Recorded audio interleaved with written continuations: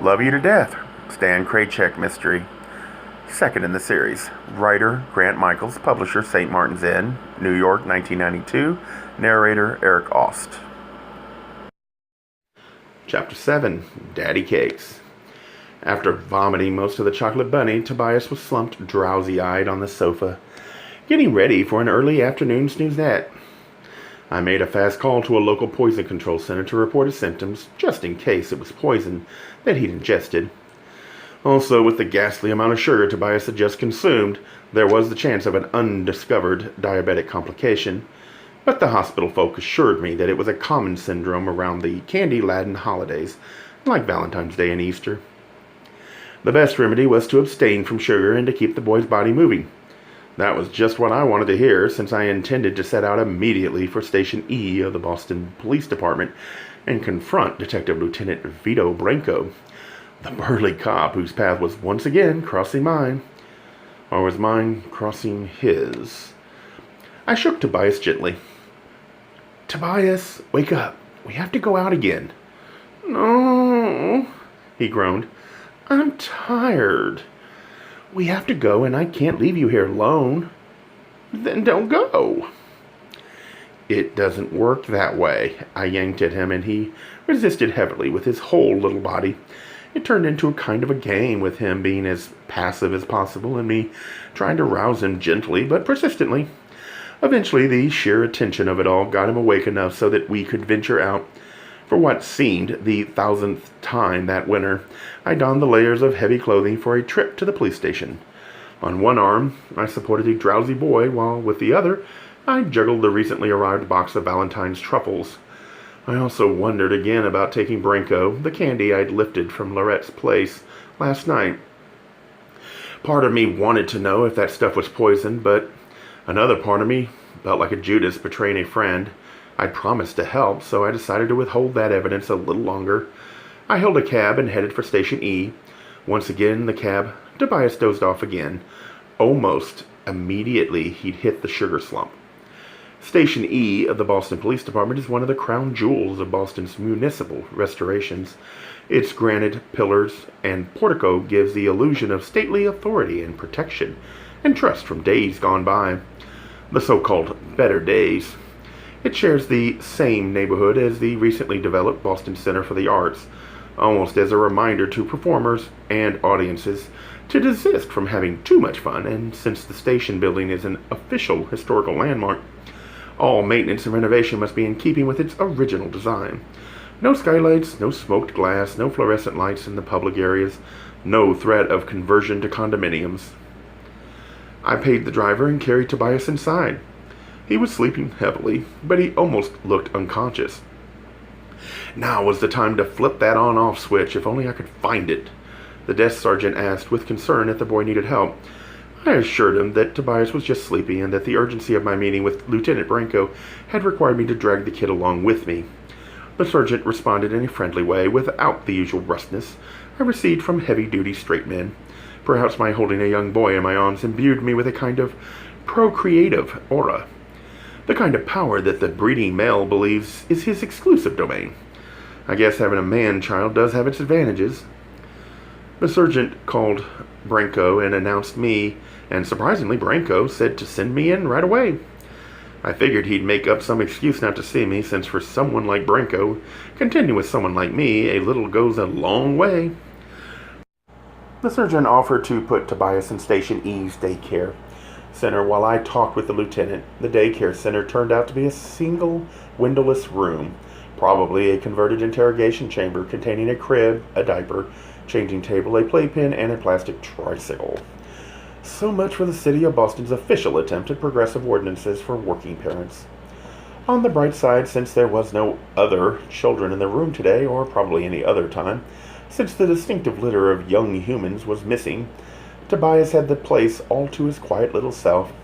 He was so sleepy he didn't even notice that I was leaving him alone. Such a peaceful picture, which in no way resembled my visit, or should I call it my confrontation with Branco. When I entered the office, he was seated at his desk, leaning back in the oak swivel chair and talking on the telephone. I wondered why he was always on the phone when I went to see him. Was he really so busy, or did he just like to set the tone of the meeting that he was in charge? I knew I was in for trouble when he lifted his long legs and rested his feet on the corner of his desk. The pose showed off the long lines of his muscular thighs and the dense strength of his calves, all pressing against the fiber of his fine worsted slacks. The pose also showed a curious contradiction. For all his macho intent and behavior, Branko's favorite shoe was not the typical cop's snub-toed blucher, but instead a sleek black loafer, polished to a chromium shine, and he chose the beefy moccasin style made in Maine, not the style slip-ons from Italy. He finished his conversation with a wry smile and lively eyes, and I was a little jealous of the lucky person who was receiving such a rare warmth from him. Then he slammed the receiver down, but put his feet back on the floor and stared at me coldly. "What do you want?" "You sure know how to make a guy feel welcome, Lieutenant." "I'm not running a charm school here. If you have something to say, go ahead." "Fine. What are the grounds for charging Laurette Cole with manslaughter?" "You a lawyer?" "Obviously not." "Then where do you get off nosing around here?" "The only place I wanted to put my nose in that room would have got me arrested." "She's my friend, Lieutenant." "Ever have one of those?" "I got friends," he said. Then he leaned back in his chair with a self-satisfied grin. "But they don't kill people. Laurette Cole may have wanted just to scare that guy, but her plan backfired and he's dead now." "But it wasn't intentional." "The poisoning was." "You can't prove that." Branko leaned forward, pressing his fabulously strong hands against the distressed top of the old oak desk. "Kraychik, she admitted giving him the chocolate. What the lab found in his mouth and stomach contained enough cyanide to kill 5 healthy adults. She's lucky the charge isn't first-degree murder." That wasn't what Laurette had told me. Once again, I wondered, had she planned to poison her boyfriend or husband or whoever the dead guy was? The only thing that might drive her to such a desperate action would be a threat to Tobias, and from what he had told me already about the dead man, sexual abuse was quite possible. "Lieutenant, Laurette told me how it all happened last night with those chocolates. One of the special truffles had been damaged, obviously by whoever put the poison into it, so she replaced that truffle with another one. She had no intentions of hurting anyone. That guy took it and ate it after she'd left the kitchen. That's how he got the dose of cyanide, but it was really supposed to go to Prentice Kingsley. That's what I came here to tell you, among other things." Branko leaned back in his chair again and studied me through narrowed eyes. He pursed his lips and shook his head in a slow no, as if to say, "Convince me." I could almost feel his thoughts about me. I suppose that someone with my genetic makeup would naturally rile the blood of someone like him. I was a hairdresser. He was a cop. I was resilient. He was rigid. And I preferred men, while Branko had no visual sexual preference. He couldn't consider me a full-fledged man in his terms, but neither could he consider me part of the helpless half of the world who needed his protection, the half that included women, children, and old folks. He took a deep breath and held it for a moment. I could see his jaw muscles clenching. "Kraychik," I said, easing the air out slowly, as though trying to release a seething internal pressure without exploding. "I want you out of my office, and I don't want to see you here again unless I call you. Is that clear?" "Jeez, Lieutenant, I'm just trying to be a good scout, fighting for truth, justice, and the American way." "Out." "But I bring you these." I held out the heart-shaped box of truffles to him. The handsome cop shook his head and muttered, "Christ." Then his face became stern. "What's that?" he asked coldly. "It's chocolate. I thought you'd want it." "Is this some kind of joke?" "No, Lieutenant. It's serious. Take it." He sat upright in his chair and crossed his arms in front of his big chest. Classic defensive body talk. He said, "I never did anything to encourage this kind of behavior from you." "I'm only doing what's right, Lieutenant." He shook his head. "I don't want it." "Then what should I do with it?" "Give it to someone who feels the same way you do." "But it might be evidence." Branko's eyes opened with their glorious light. "What do you mean?" he asked. "They were outside my door today. I don't know who sent them, but They're certainly La Jardin merchandise, so I figured they might provide some clues for you. Branko pondered this a moment, then chuckled nervously. I thought maybe, he smiled vaguely.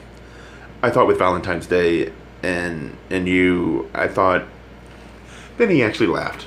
It was the first time I'd ever heard Branko laugh, and in that new moment of hearing him and seeing him, I wanted him to laugh more, and for me to laugh with him, but he must have sensed my thoughts because he quickly caught himself and regained his calmness.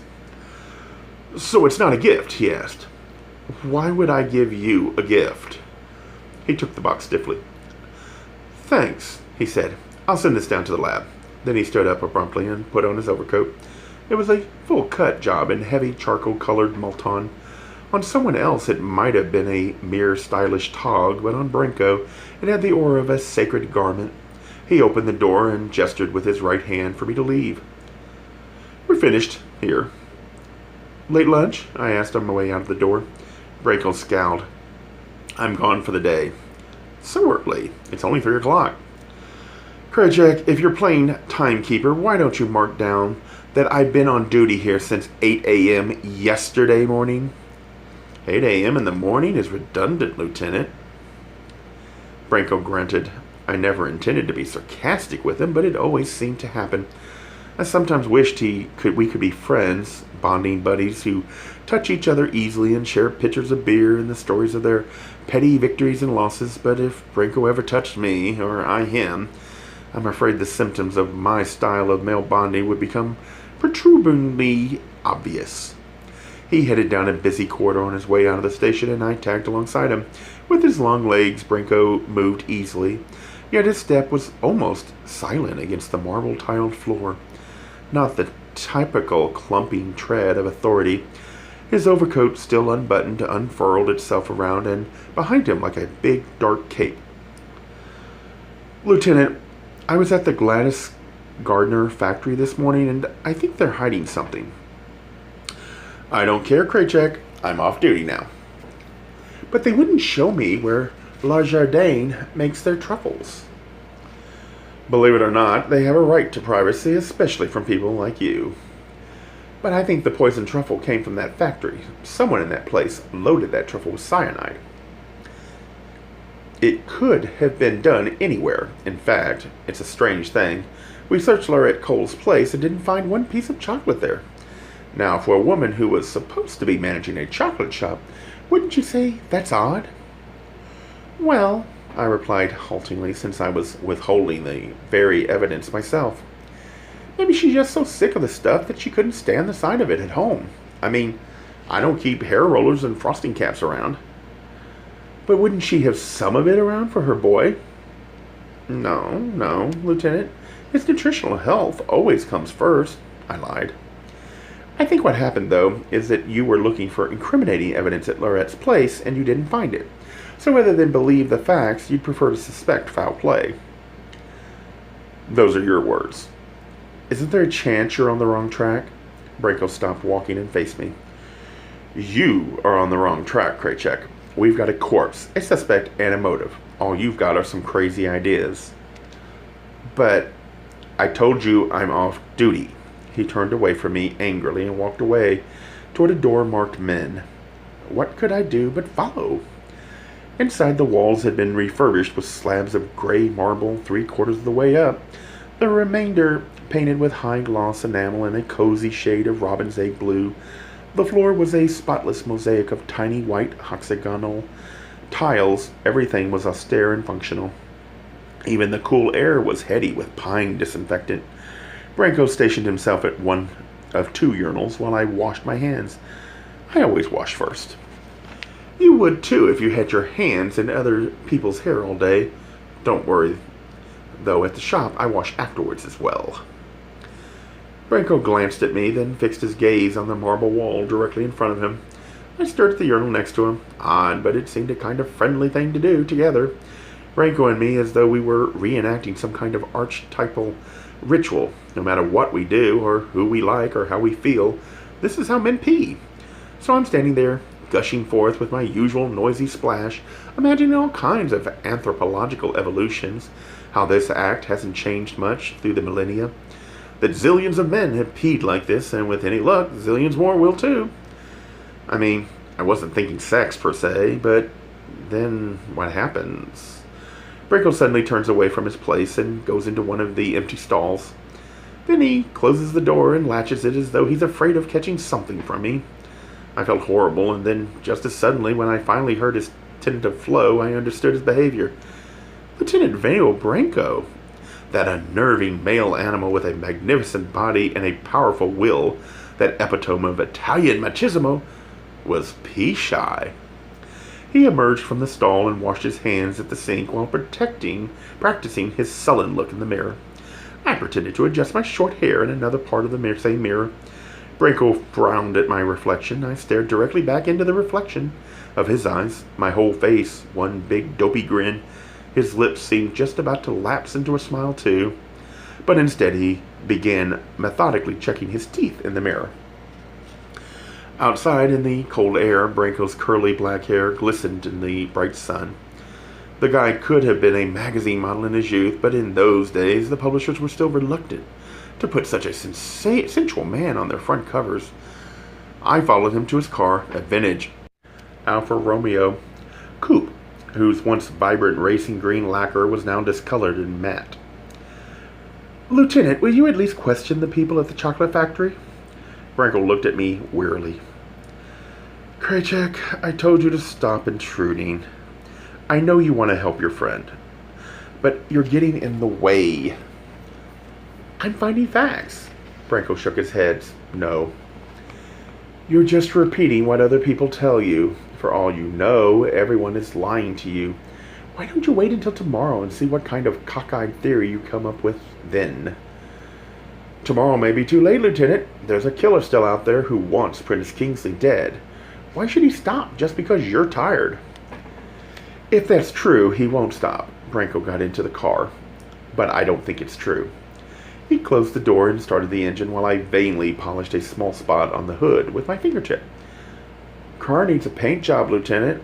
A small cloud of blue smoke rose from the exhaust pipe.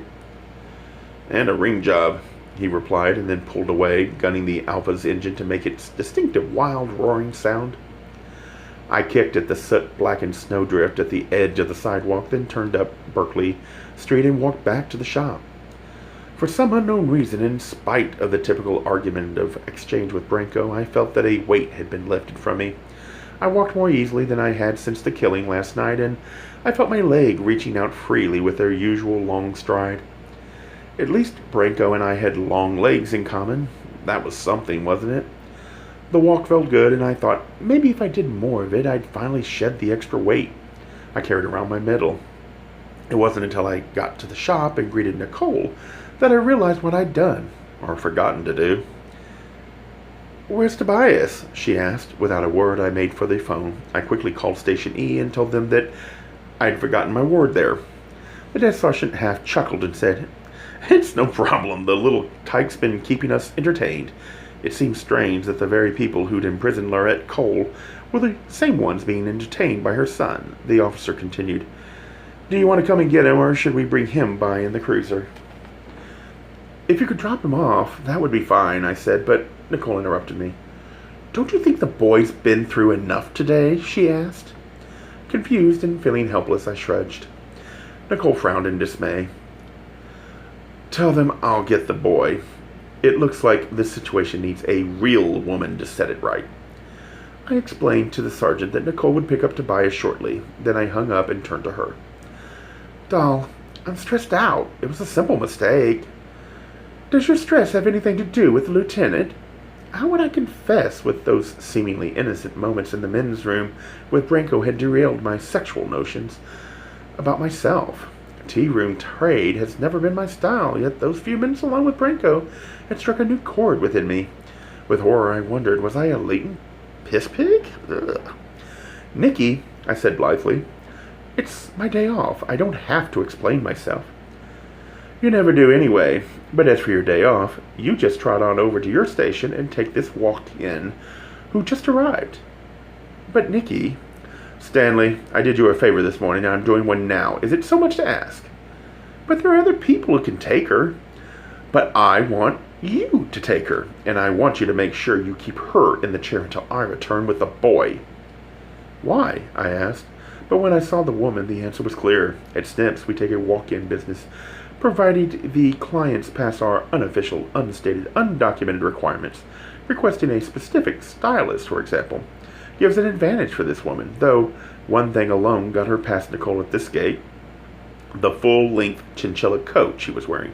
Nicole was mesmerized by the sea of frosty gray fur that billowed around the woman as she rose from one of the spacious lounge chairs in the waiting area. She removed the fur coat with a languid flourish and handed it to Nicole. "Keep this safe, would you, honey?" she said to Nicole with a condescending tone. Though she appeared to be only a few years younger than Nicole, who was on the other side of 50, Nicole smiled broadly. "I promise I won't let it out of my sight," the woman continued.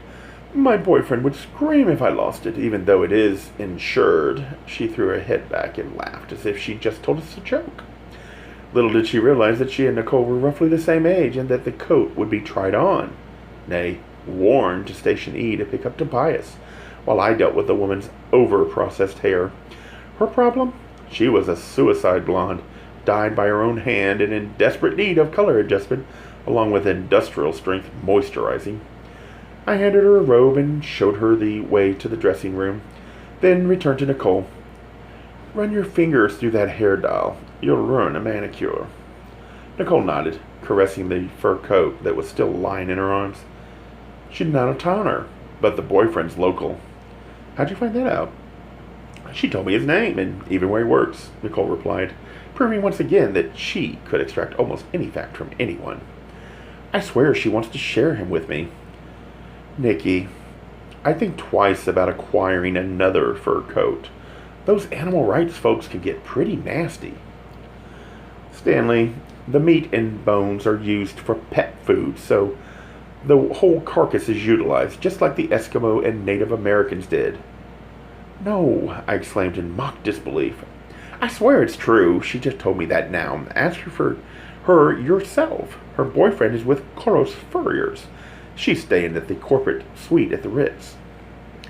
How could I expect Nicole to sympathize with the unglamorous side of the animals? To her, all the earthly critters were arranged in a simple pecking order, the topmost rung of which was occupied by the noble humans, and the best of those were manicurists. Whatever resided below was at the disposal of those above. I'd often argued that the roaches and the rats shared the rung above us, and they knew enough not to destroy us, just to live easily off us.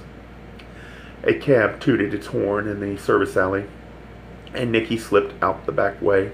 I caught a blurred gray glimpse of her leaving wrapped in the fluffy fur coat. She'd be worn, if politically incorrect, on her mission of mercy to rescue Tobias.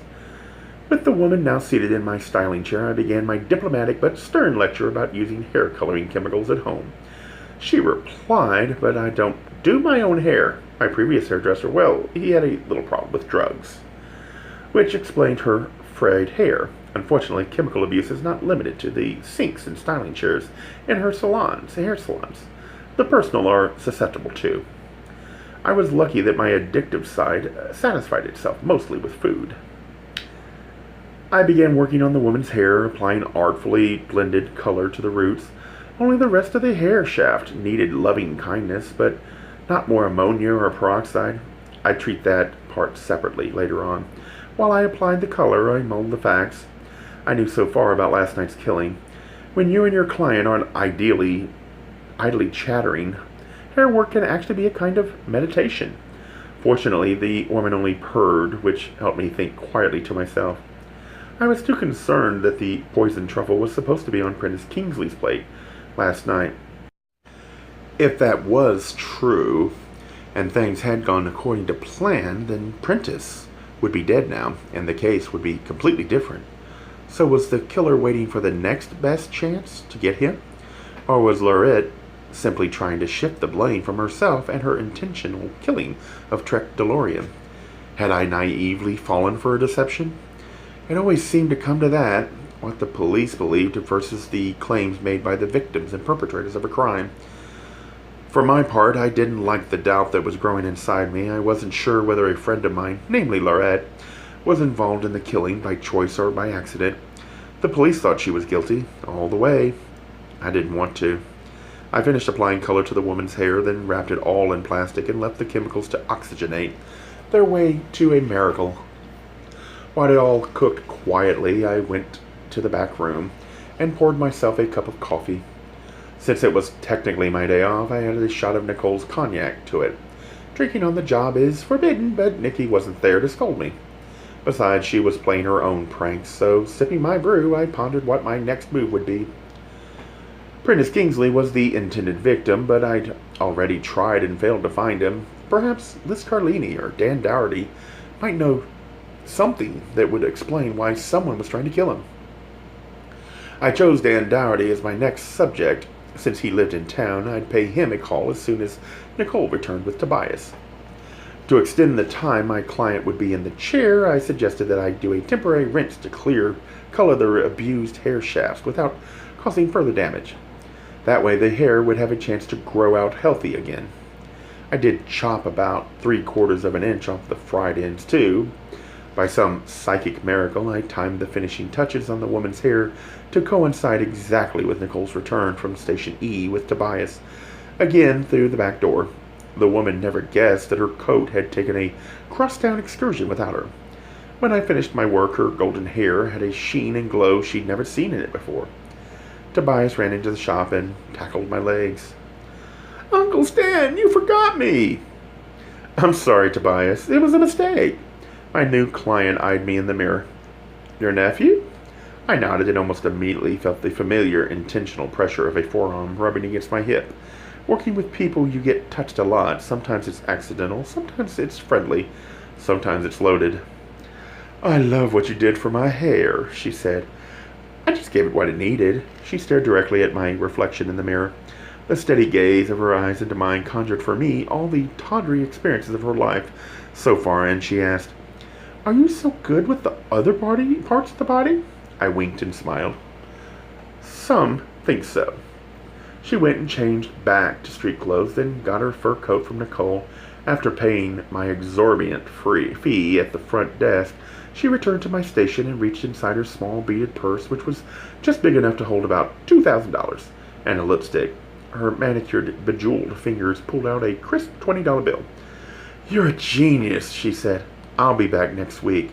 Then she left the shop in a swirl of plush dead animal skin. "Beware of heavy temper, Stanley," said Nicole. "Don't be jealous, doll. You can always have the boyfriend." "So can you, probably." "I could never date an animal killer, never mind a straight man." "Straight hasn't stopped you before." Since it was almost closing time earlier on Mondays, I joined Tobias in the waiting room. I read to him from one of the fashion magazines, figuring I might launch his sense of style early on the right track. Nikki asked, "Aren't you leaving?" "I thought I'd stay around and have a drink with you." "You must want another favor." She was right, but I couldn't admit it. Shortly after, with the shop closed and locked, Nicole and I were having a cocktail in the back room. Tobias remained out on the shop floor, happily playing cosmic battle scenes with the aluminum rollers and the plastic rods at my station. Nikki lit a cigarette, one of her custom-blended fags from Peretti's, rolled in pastel-tinted rice paper. Tonight's choice was the palest teal blue, which she lit and smoked with the kind of ritual reserved for Japanese tea. Meanwhile, I was facing the question of what to do with Tobias that night. This incipient child care problem was going to require special tact and diplomacy, especially tonight when I needed time to visit Dan Dougherty and press him about the intrigues and politics between matronly Gladys Gardner Chocolates and her chick bitch sister, La Jardine Chocolatier. Nicole had adamantly stipulated that she wouldn't take Tobias overnight. That was last night, though. Doll, I began tentatively. "No, Stanley," she replied sharply. "You may not have a cigarette. You've already tried numerous times and failed. If you want to waste cigarettes, try one of the commercial light variety and leave mine alone." For dramatic emphasis, she downed a generous mouthful of cognac. I swirled my bourbon and bitters in its environmentally responsible glass. It was something else, doll, I said, staring pensively into my drink. Nicole eyed me cautiously. You must want me to take the boy tonight. I nodded, feeling a troubled brow. Nicole continued. Because you want to question some people about the killing? I nodded again, even ever more gloomily. And the lieutenant's not helping you again. I shook my head, a despairing no, but inside I was heavily relieved since she was saying all the hard parts for me. Nicole sighed gently, rolled the accumulated ash from her cigarette, took another deep, pleasure-filled drag from it, and said, All right, Stanley, I'll watch Tobias tonight. Oh, thanks. She raised her finger at me. Quiet. The boy shouldn't hear this. I'll make it up to you, Nikki. There's no need, since it will be just this once. It's not to become a regular thing. Taking care of him was your idea, not mine. Though I don't approve of placing him in the court's custody, neither do I want a child in my life, especially at my age. Consider him a lovable grandson, then. She glared at me. You're treading on thin ice, you ungrateful ageist. Sorry, Nikki, I just need the time badly. As usual, Branko's got the case just about solved and closed to get already, and here I am hoping that Lorette really didn't kill anyone, and I'm trying to prove it. Nicole raised her glass to me and said, Stanley Kraychik, the people's hero. Our all-time fool, I replied. We drank, and my bourbon went down warmly, leaving its pleasant aftertaste of burn and sugar.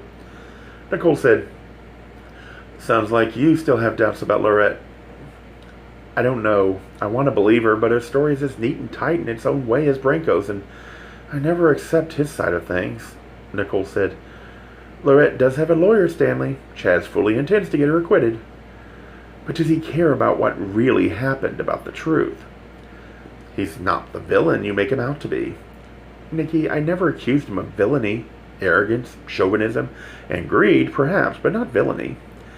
Chaz has been good for me, Stanley, and he agreed to represent Lorette at no charge. That's just until she's acquitted. Then he's probably going to sue the city of Boston for damage on her behalf. Nicole nodded, along with the Commonwealth of Massachusetts, but anything you can do to help him now will be greatly appreciated by me, personally. I gulped the rest of my bourbon. Thanks for taking Tobias, doll. I'll call later to check up on him. There's no need, darling. Besides, Chaz will be with me tonight. Well, maybe I should talk with him then. Why? Didn't you want me to help him? Nicole paused. I don't see the need yet. Chaz is quite competent. If he wants you, he'll call you. That was Branko's attitude, too. Why was Nikki suddenly becoming cool with me? Usually she was like a protective older sister who could refuse nothing to her baby brother. For some reason, recently, there was a distance. I suspected that Charles was at the root of it. Though he liked to portray a smart, young professional, tolerant in his actions and progressive in his words, I sensed a latent bigot at the atom. And in my lexicon, bigot equals homophobe. Nicole continued, Don't forget that tomorrow is my day off, and I don't intend to keep Tobias with me all day. But I'm working here. I'll send him to you in a cab. Maybe it's better if I come by early for coffee and pick him up in person. She paused again. I suppose that will be fine, she said with obvious reluctance. Around 8, I said. Nicole grimaced. I suspected that she wanted was an uninterrupted morning with Charles. Then she softened. Well, with the boy there, we'll probably all be awake anyway, and since you're coming for coffee, would you pick up something from Sally's kitchen? Chaz adores her stuff. Sally's was an excellent bakery that used butter, sugar, cream, and chocolate. Nice basic nutrients in such imaginative combinations that the resultant clogged artery seemed a minor consequence to the velvety oral pleasures her baked creations produced. Yes, ma'am, I said with a salute. In return for one night's babysitting, I'll bring one cream tart with pine nuts from Mass Charles. I got up, reapplied the multiple layers of winter wear, and donned my mucklucks. Again, I felt like Nanook of the North, setting out into the wintry blast. I kissed Nicole goodbye, gave Tobias a big hug, and left the shop. I am ashamed to confess how free I felt without having Tobias with me. After this visit to Dan Dougherty, I was looking forward to going home for supper and a short rest. then maybe heading out again for some fun and relaxation. It hadn't even been 24 hours, and already I had horrid parenthood. Then again, being a Gemini with Gemini rising, how could I possibly expect to be tied down by anything, especially a young boy? A Gay Mysteries audiobooks. I think it is easy to hate a label, but a face humanizes the word. So this effort is twofold: to offer comfort to those like myself that your world didn't end because you don't fit into the view of acceptable society on both sides, and in hopes of helping those with family that are LGBTQ, that it doesn't mean we are aliens from the child they once knew. Reassure them so they can maybe be supportive at the same time, being true to their values.